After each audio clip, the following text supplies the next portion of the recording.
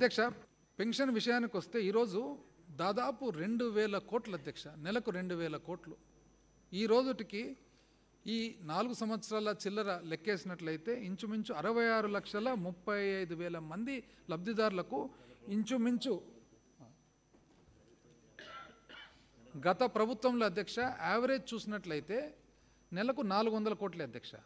ఎందుకంటే 2014 నుంచి పెన్షన్ ఇస్తూ వచ్చి 2019 ఎలక్షన్లకు ఒక 2-3 నెలల ముందు మాత్రమే పెంచారు అధ్యక్ష.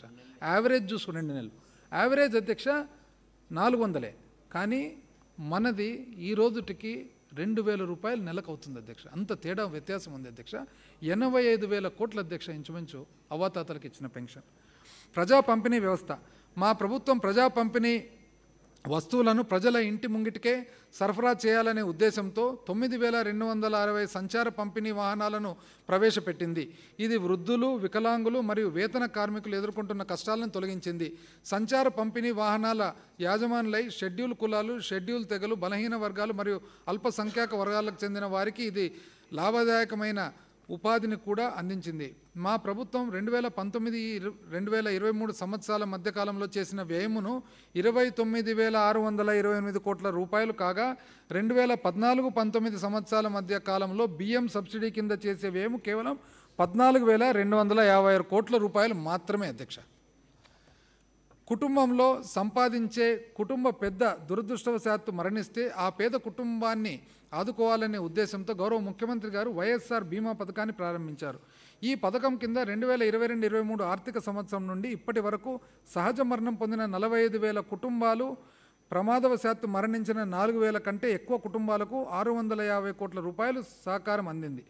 కాపు, కమ్మ, రెడ్డి, బ్రాహ్మణ, ఆర్యవైశ్య, క్షత్రియ కులాల్లో ఆర్థికంగా వెనుకబడిన వారి సర్వతోముఖాభివృద్ధిపై దృష్టి సారించేందుకు మా ప్రభుత్వం ఈ వర్గాల వారికి సంక్షేమానికి ఒక ప్రత్యేక విభాగాన్ని ఏర్పాటు చేసింది. ఈ శాఖ కింద 2019-24 సంవత్సరాల మధ్య కాలంలో 1,15,00,000 మంది లబ్ధిదారులకు 36,321 కోట్ల రూపాయలు ఖర్చు చేయడం జరిగింది. వైఎస్ఆర్ కళ్యాణమస్తు మరియు వైఎస్ఆర్ షాదీ తోఫా పథకాల కింద షెడ్యూల్ కులాలు, షెడ్యూల్ తెగలు, వెనుకబడిన తరగతులు, వికలాంగులు మరియు ముస్లింలకు చెందిన 46,329 మంది లబ్ధిదారులకు 350 కోట్ల రూపాయలకు పైగా పంపిణీ చేశాం. వైఎస్ఆర్ ఈబీసీ నేస్తం పథకం కింద అగ్రకులాల్లో ఆర్థికంగా వెనుకబడిన రెడ్డి, కమ్మ, ఆర్యవైశ్య, బ్రాహ్మణ, క్షత్రియ, వేలం మొదలైన ఓసీ వర్గాలకు ఆర్థికంగా వెనుకబడిన 4,39,000 మంది మహిళలకు 1,257 కోట్ల రూపాయలను పంపిణీ చేయడం జరిగింది. వైఎస్ఆర్ కాపు నేస్తం కింద కాపు, బలిజ, తెలగ, ఒంటరి సామాజిక వర్గాలకు చెందిన 3,57,000 మంది మహిళలకు 2,029 కోట్ల రూపాయలను పంపిణీ చేశాం. కాపు సామాజిక వర్గ సంక్షేమానికి మా ప్రభుత్వం ఇప్పటి వరకు ప్రత్యక్ష నగదు బదిలీ మరియు ఇతర పథకాల ద్వారా 77 లక్షల మందికి 39,247 కోట్ల రూపాయలను బదిలీ చేసింది. ఐ రిపీట్ అధ్యక్ష, కాపు సామాజిక వర్గ సంక్షేమానికి మా ప్రభుత్వం ఇప్పటి వరకు ప్రత్యక్ష నగదు బదిలీ మరియు ఇతర పథకాల ద్వారా 77 లక్షల మందికి 39,247 కోట్ల రూపాయలను బదిలీ చేసింది. వైఎస్ఆర్ నేతన్న నేస్తం పథకం కింద 81,783 మంది లబ్ధిదారులకు 983 కోట్ల రూపాయలను పంపిణీ చేశాం. జగనన్న తోడు పథకం కింద 16,73,000 మంది వీధి వ్యాపారులు, చిన్న వ్యాపారులు మరియు చేతి వృత్తుల వారికి 3,374 కోట్ల రూపాయలను పంపిణీ చేయడం జరిగింది. జగనన్న చేదోడు పథకం కింద రజకులు, నాయి బ్రాహ్మణులు, దర్జీ పని వాళ్లకు చెందిన 3,40,000 మంది లబ్ధిదారులకు 1,268 కోట్ల రూపాయలను అందించడం జరిగింది. వైఎస్ఆర్ వాహనమిత్ర పథకం కింద 2,78,000 మందికి పైగా టాక్సీ, క్యాబ్ మరియు ఆటో డ్రైవర్లకు 1,305 కోట్ల రూపాయలు ఆర్థిక సాయాన్ని అందించాము. వైఎస్ఆర్ లా నేస్తం కింద 6,069 మంది జూనియర్ న్యాయవాదులకు 3 సంవత్సరాల నుండి నెలకు 5,000 రూపాయల చొప్పున భృతిని అందిస్తున్నాం. జాతీయ గ్రామీణ ఉపాధి హామీ పథకం ఎన్ఆర్జీఏ కింద 2023 సంవత్సరం డిసెంబర్ నెల చివరి వరకు 2,141 లక్షల పని దినాలు కల్పించాము. దీని క్రింద 45 లక్షల కుటుంబాలలోని 72 లక్షల మందికి వేతన ఉపాధి అవకాశాలు కల్పించబడి 15 రోజుల్లో చెల్లింపులు చేయబడ్డాయి. గౌరవ ముఖ్యమంత్రి గారు పాదయాత్ర సందర్భంగా ఇచ్చిన హామీ మేరకు ప్రభుత్వం అగ్రిగోల్డ్ బాధితులను 883.5 కోట్ల రూపాయల సాయం అందజేసి వారిని ఆదుకున్నాం.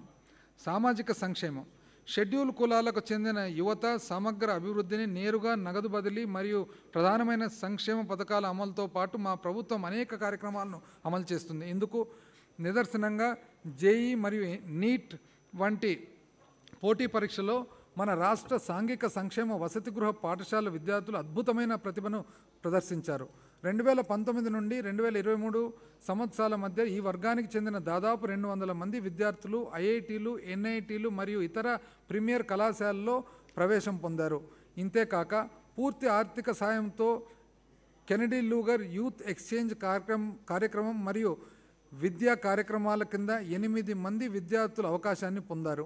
2023 సంవత్సరం సెప్టెంబర్ నెలలో సుస్థిర అభివృద్ధి లక్ష్యాల సాధనపై న్యూయార్క్లో జరిగిన ఐక్యరాజ్య సమితి సమావేశానికి ఈ వర్గానికి చెందిన ఒక విద్యార్థి ప్రాతినిధ్యం వహించాడు. గిరిజన సంక్షేమం గౌరవ ముఖ్యమంత్రి గారి నాయకత్వంలో 2019 సంవత్సరం జూన్ నెల నుండి ఇప్పటి వరకు 2,19,763 ఎకరాలకు గాను 1,29,842 మందికి వ్యక్తిగత పట్టాలు, 67,946 ఎకరాలకు గాను 526 కమ్యూనిటీ పట్టాలు ఇవ్వబడ్డాయి. అంతేగాక గిరిజన సంఘాలను బలోపేతం చేయడానికి మరియు వారికి భూమిపై ఉన్న హక్కులను నిర్ధారించడానికి 39,272 ఎకరాలకు 26,287 డీకేటీ పట్టాలు పంపిణీ చేయబడ్డాయి. ఎంత గొప్ప ఎత్తున జరిగాయి ఒక్కసారి చూడండి అధ్యక్ష. ల్యాండ్ డిస్ట్రిబ్యూషను షెడ్యూల్ తెగల వ్యక్తులు నివసించే గృహాలకు వినియోగించే ఉచిత విద్యుత్తును నెలకు 100 యూనిట్ల నుండి 200 యూనిట్లకు మా ప్రభుత్వం పెంచింది. కాఫీ పంట పండించే గిరిజన రైతులకు ఆదాయ భద్రత కల్పించడానికి మా ప్రభుత్వం ఇప్పటికే ఉన్న కాఫీ తోటల పరిధిని విస్తరింపజేసి పల్పర్లు అందించడం ద్వారా కాఫీ నాణ్యతను మెరుగుపరిచే చర్యలు తీసుకొని గిరిజన సహకార సంఘం ద్వారా మార్కెటింగ్ చేసే అవకాశాన్ని సులభతరం చేసింది. బీసీ సంక్షేమం మా ప్రభుత్వం వెనుకబడిన కులాల సంక్షేమం కోసం 56 కొత్త కార్పొరేషన్లు ఏర్పాటు చేసింది. వెనుకబడిన కులాల సంక్షేమం కోసం మా ప్రభుత్వం గత 5 ఏళ్లలో వివిధ కార్యక్రమాల పథకాల కింద 1,02,00,000 మంది లబ్ధిదారులకు 71,740 కోట్ల రూపాయలను ఖర్చు చేసింది. ఐ రిపీట్ అధ్యక్ష, బీసీ సంక్షేమంలో మా ప్రభుత్వము వెనుకబడిన కులాల సంక్షేమం కోసం 56 కొత్త కార్పొరేషన్లు ఏర్పాటు చేసింది. వెనుకబడిన కులాల సంక్షేమం కోసం మా ప్రభుత్వం గత 5 ఏళ్లలో వివిధ కార్యక్రమాల పథకం కింద 1,02,00,000 మంది లబ్ధిదారులకు 71,740 కోట్ల రూపాయలు ఖర్చు చేసింది. అల్పసంఖ్యాక వర్గాల సంక్షేమం అల్పసంఖ్యాక వర్గాలకు చెందిన విద్యార్థుల సామాజిక, ఆర్థిక మరియు విద్యాపరమైన వెనుకబాటుతనాన్ని తగ్గించడానికి పాఠశాల స్థాయి పరీక్షలు, పోటీ పరీక్షలు మరియు ఉద్యోగ ఆధారిత పరీక్షల శిక్షణను కల్పించడానికి మా ప్రభుత్వం సహాయం చేసింది. దీని ద్వారా 2023-24 సంవత్సరంలో దాదాపు 5,000 మంది విద్యార్థులు లబ్ధి పొందారు. ఇమాంలకు అందించే సహాయం 5,000 రూపాయల నుండి 10,000 రూపాయలకు పెంచడం ద్వారా 4,983 మందికి ప్రయోజనాన్ని అందించడం జరిగింది. అదేవిధంగా మోజిన్లకు ఇచ్చే ఆర్థిక ప్రయోజనాలకు 3,000 రూపాయల నుండి 5,000 రూపాయలకు పెంచి 4,983 మందికి మేలు చేయడం జరిగింది. 8,427 మంది పాస్టర్లకు ప్రయోజనం చేకూర్చేందుకు 2021-22 ఆర్థిక సంవత్సరం నుండి నెలకు 5,000 రూపాయల ఆర్థిక సాయాన్ని అందిస్తున్నాము. 2023 సంవత్సరం నుండి విజయవాడలోని ఎంబార్కేషన్ పేమెంట్ పాయింట్ నుండి హజ్ యాత్ర చేసే ప్రతి యాత్రికునికి 80,000 రూపాయలు అందజేయడం ద్వారా 1756 మంది యాత్రికులను ప్రోత్సహించడం జరుగుతుంది. అదేవిధంగా 2019 నుండి 1,178 మంది యాత్రికులకు జెరూసలేం వెళ్ళడానికి 60,000 చొప్పున ఆర్థిక ప్రయోజనాన్ని అందించడం జరిగింది.